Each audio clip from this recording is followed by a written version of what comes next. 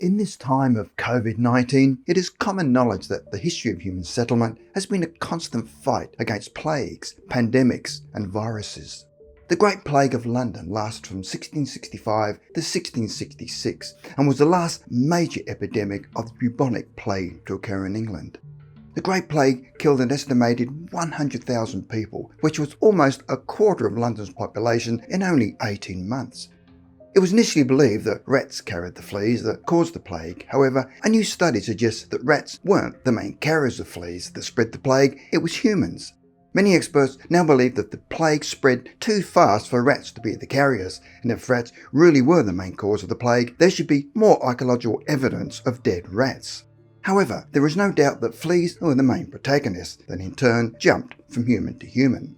The following event is about a village in England who believed they had sacrificed themselves for the good of their surrounding neighbours when they sealed off their entire village from the outside world. Eyam is a small village near Sheffield in northern England, where one day in early September of 1665, a tailor by the name of George Vickers had just received a consignment of cloth from London. When he unpacked the parcel, he found the cloth damp and hung it in front of the fire. What Vickers did not realise was that he had just unleashed a deadly package that contained fleas, which in turn would go on to ravage his community.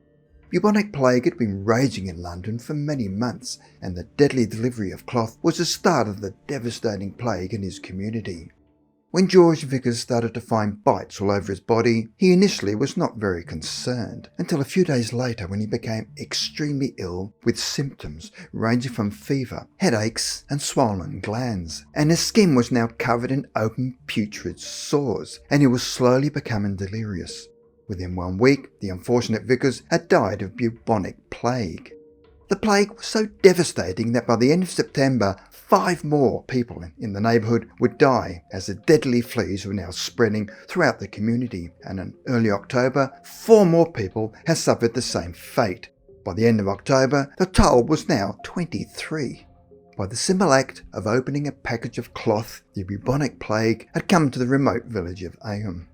Any treatment for the deadly plague was totally ineffective, and the moment a person received any of the symptoms, it would signal their imminent demise. Panic now ensued in the village, where many people started to leave for safer environment. 2 local clergymen by the name of William Mompesson and Thomas Stanley feared that the people who were exiting the village would only spread the plague further afield, thereby affecting the whole countryside, so they took it upon themselves to halt any further exodus from the village. They gathered the community together and preached to them that it was their duty to protect all villages in the surrounding district, and most likely throughout the north of England, and must therefore stay in their small village to avoid spreading the plague. Willing to make the sacrifice after listening to the 2 clergymen, the remaining villagers completely sealed themselves off from the rest of the world. They then marked the village boundary by lining up stones, insisting that nobody was allowed to go beyond. Many surrounding communities would assist the village by placing any food, clothing or other necessary supplies at the boundary stones, but must go no further. The villagers in turn would pay for these goods by placing coins in a container filled with disinfectant consisting of vinegar and water.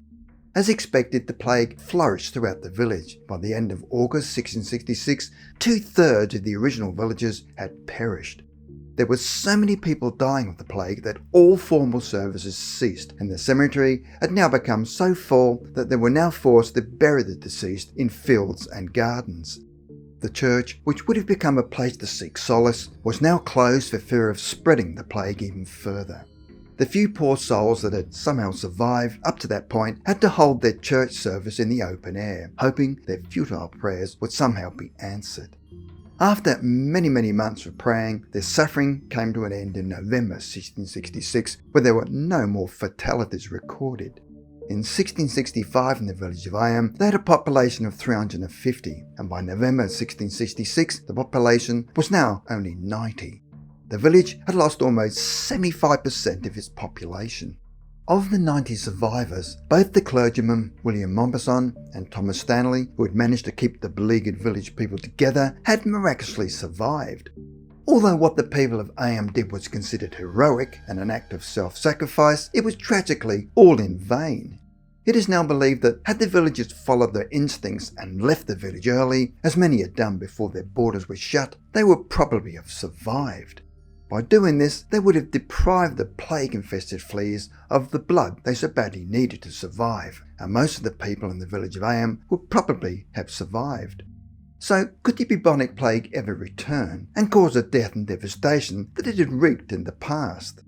Today, there are clear treatments for the bubonic plague, and that even though it has not been eliminated, it is rare, with a few cases every year found in the United States and around the world. Scientists claim that there's pretty much no chance we'd ever see the bubonic plague like the one that devastated the world in the 14th century, as modern medicine is able to treat patients who are infected with effective antibiotics and can give antibiotics to people who may have been exposed to the bacteria and prevent them from getting sick.